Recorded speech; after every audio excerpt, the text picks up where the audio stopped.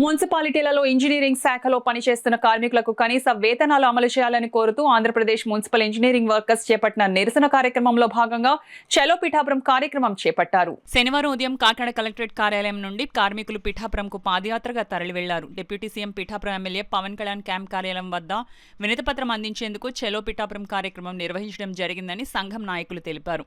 ఈ కార్యక్రమంలో సంఘం నాయకులు తుమ్మలపల్లి శ్రీధర్, బత్తుల శివశంకర్, వెంకటరమణ, భీమేశ్వరరావు, బద్రి, కోటిపల్లి సతీష్ తదితరులు పాల్గొన్నారు.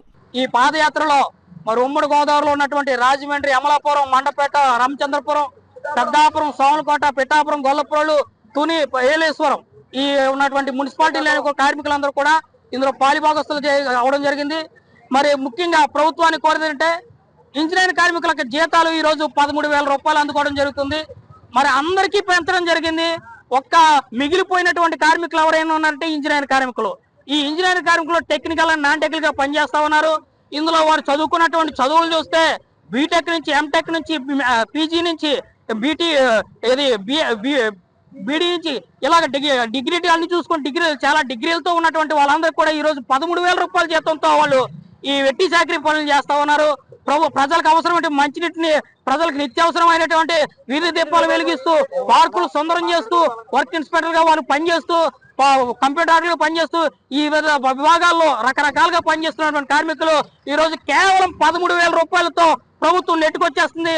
ఈ చాలీచాలన జీతాలతో తట్టుకోలేక కార్మికులు రోడ్డెక్కారు. ఈ 17 రోజులు పూర్తయి 18 రోజుల సమయం నివరంగా కొనసాగుతుంది. ఈ సందర్భంగా ముఖ్యమంత్రి, డిప్యూటీ సీఎం గారు, ఉప ముఖ్యమంత్రి అయినటువంటి పవన్ కళ్యాణ్ గారికి వినతి పత్రం ద్వారా మా సమస్యలను తెలియజేసి, సమస్యలు కనుక పరిష్కరించకపోతే ఈ ఉద్యమాన్ని మరింత ఉధృతం చేసి రాష్ట్ర వ్యాప్తంగా కూడా ఈ ఉద్యమాన్ని విపరీతం చేసి మీ ప్రభుత్వానికి మేము డిమాండ్ చేస్తాం.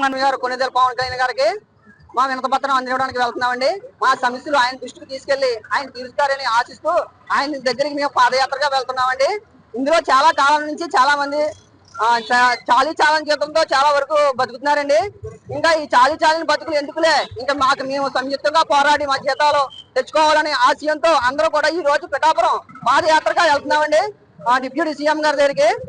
దీంతో పాటు ఇందులో ఎంతో మంది ఎడ్యుకేటర్స్ ఉన్నారండి. ఎంత ఎడ్యుకేటర్స్ ఉన్నారు, ఐటీ చదివిన వాళ్ళు ఉన్నారు, ఫిట్టర్ చదివిన వాళ్ళు ఉన్నారు, టెక్నికల్ చదివిన వాళ్ళు ఉన్నారు, దాంతో పాటు పార్క్ మోజర్స్ ఉన్నారు, కంప్యూటర్ ఆపరేటర్స్ ఉన్నారు.